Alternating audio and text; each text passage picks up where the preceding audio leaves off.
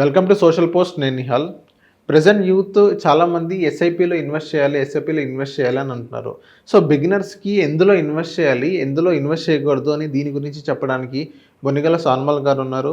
Mutual funds PMS AF certified distributor. ఒకసారి మన సార్తో మాట్లాడదాం. Hello sir, welcome to social post.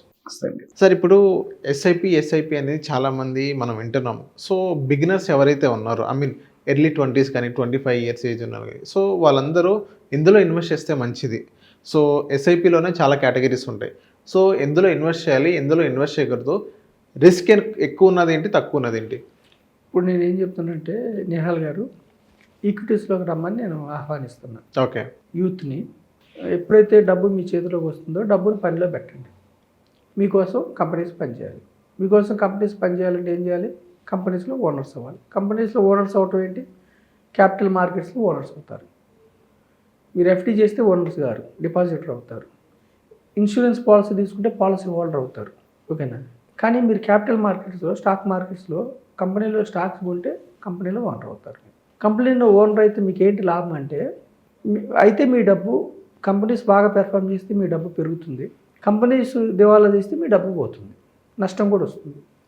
ఇది మన యూత్కి ఏం చెప్తున్నాం అంటే, ఒకే కంపెనీలో మీరు ఇన్వెస్ట్ చేస్తే రిస్క్ ఉంటుంది, హై రిస్క్. 100% పెరిగే అవకాశం ఉంది, 100% పోయే అవకాశం ఉంది. లేదంటే 10-15 ఏళ్ళు పెరగకుండా ఉంటే అక్కడ డెడ్ ఇన్వెస్ట్మెంట్ అయ్యే అవకాశం ఉంది. అందుకని మనం ఏం చెప్తున్నామంటే, మీరు 100 రూపాయలు పెడితే కూడా ఒక కంపెనీ కాకుండా 30 కంపెనీలు, ఒక 50 కంపెనీలు, 30 కంపెనీల సముదాయాన్ని సెన్సెక్స్ అంటారు, 50 కంపెనీల సముదాయాన్ని నిఫ్టీ అంటారు. లేదంటే 150 కంపెనీలు mid cap index, small cap index.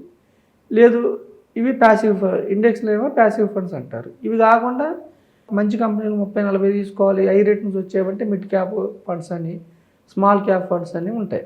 ఇట్లా మీరు ఇన్వెస్ట్ చేయమంటున్నారు. అయితే ఇన్వెస్ట్ చేసేటప్పుడు ఏంటంటే, మన యూత్ని ఏం చెప్తున్నాం అంటే, షార్ట్ పీరియడ్లో రిటర్న్స్ రావు క్యాపిటల్ మార్కెట్స్లో. ఇప్పుడు కూడా లాంగ్ టర్మ్ ఉండాలి. కనీసం 10 ఏళ్ళు, 15 ఏళ్ళు, 20 పైన ఉంటే అల్టిమేట్.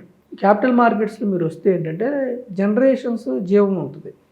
కంపెనీస్లో ఓనర్షిప్ అనేది ఒక ఫిక్స్డ్ టర్మ్ ఉండదు, జనరేషన్స్ ఉంటుంది. మీకోసం వేరే వాళ్ళు పనిచేస్తుంటారు. మీకోసం వేరే వాళ్ళు పనిచేసి మీకు ప్యాసివ్ ఇన్కమ్ జనరేట్ చేస్తూ ఉంటారు.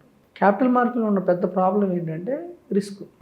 అంటే షేర్ విలువ పడిపోవటం. మనం ఏం చెప్తున్నామంటే, మీకు అవగాహన లేనప్పుడు ఫస్ట్ మ్యూచువల్ ఫండ్స్ ద్వారా, ఈక్విటీ మ్యూచువల్ ఫండ్స్ ద్వారా రండి. ఈక్విటీ అంటే స్టాక్స్, కంపెనీలో ఓనర్షిప్.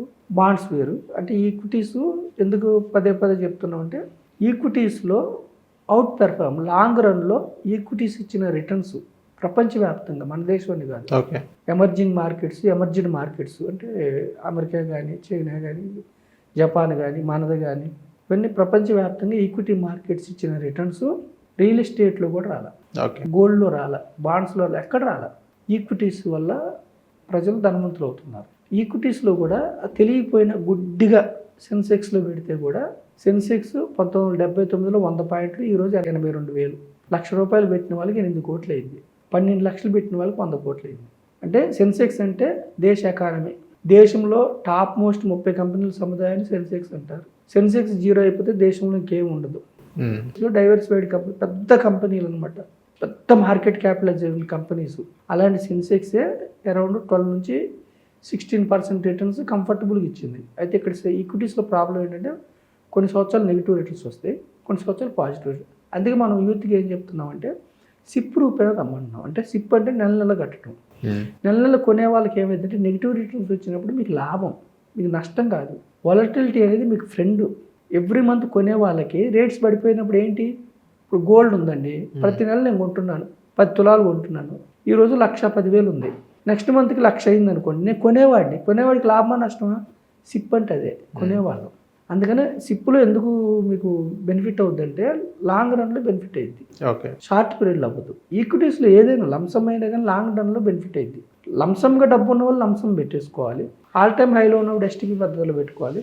లేని వాళ్ళు సిప్పు. యూత్కి ఎస్పెషల్లీ పెద్దగా డబ్బు సంపాదించలేని వాళ్ళు, వెనకే ఆస్తిపాస్తులు లేని వాళ్ళు, మీకు వచ్చే అమౌంట్ 30,000 వస్తుంది అనుకోండి, నెలకు 10,000, 50,000 వస్తే నెలకు ఒక 15-20,000, ₹1,00,000 వస్తే ఒక 20-25,000 పెడితే 10 నుంచి 15 ఏళ్ళలో మీకు ఫినాన్షియల్ ఫ్రీడమ్ వస్తుంది. ఫినాన్షియల్ ఫ్రీడమ్ అంటే ఏంటి?